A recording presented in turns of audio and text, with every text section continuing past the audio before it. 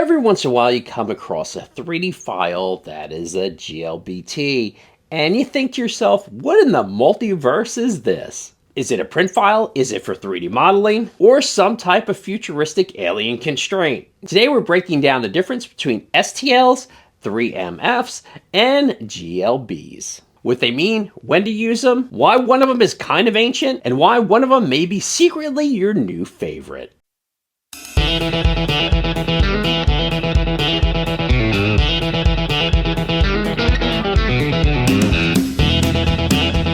I'm Brian DeLuca, and this is Maker Build It. Today we're talking about the difference between STLs, 3MFs, and GLBs. Now, if you're new to 3D printing, you may be wondering what these file types are. But before I do that, now may be a great time to subscribe. All right, let's start with the most well-known one, an STL file.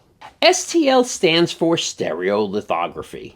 It's old, it's reliable, and it's basically the flip phone of 3D printing files. So what does an STL do? It's basically only geometry. That's it. It's a giant list of triangles that basically describes your item. No color, no material settings, no units, no metadata, just triangles. As you can see, when you import your STL into Bambu Studio or Nomad Sculpt, it loads fine.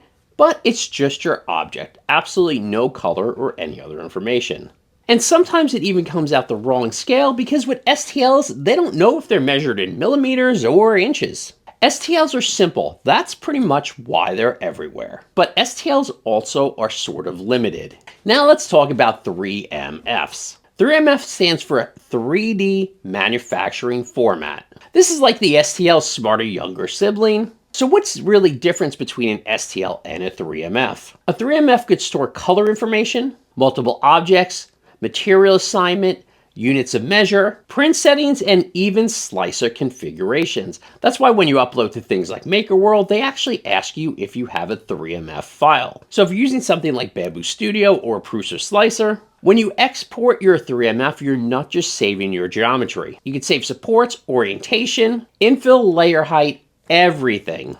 It's like saving a whole project instead of just the shape. So if you open a 3MF in your slicer, you'll see it preserves everything.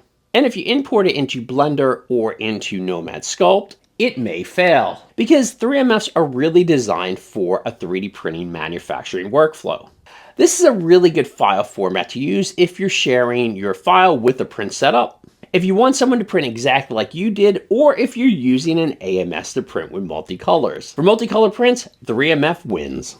So now let's get to a GLB. So the GLB is a binary version of a GLTF. A GLTF is a graphic language transmission format. This one comes from the 3D graphics and 3D gaming world. A GLB can store a lot of things such as geometry, colors, materials, texture, lighting information, scene data, and actual animation. It's like an STL went to art school. So if we import the GLB into Nomad Sculpt or Blender, you'll see it keeps all of its color information beautifully. Now GLBs are amazing for web previews, AR previews, sharing color models, rendering, and gaming engines. But we see they're starting to be used a lot more in 3D printing.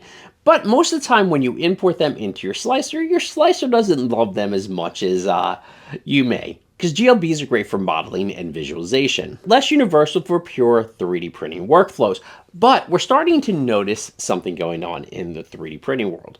Recently, I've seen a lot of videos on people using things like anti-aliasing for 3D printings in order to make smoother transitions. I think you're going to see a lot more things taken from GLBs in the future with 3D printing as 3D printing progresses. Let's look at how all of these, the STL, the 3MF, and the GLB, stack up against each other visually. Here's the practical breakdown. Use an STL when you just want to share the shape information. Use a 3MF when you want to share to print.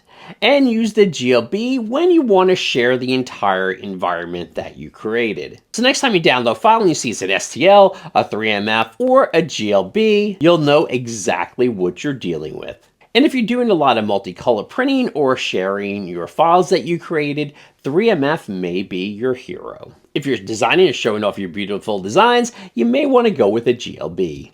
And your STL, still there, still doing thing, and still made of triangles. So if this helped you understand these file formats a little better without needing a computer science degree, make sure you like and follow. For more on 3D printing, DIY, and maker projects, make sure you like and follow Maker Build It. And remember, keep on making.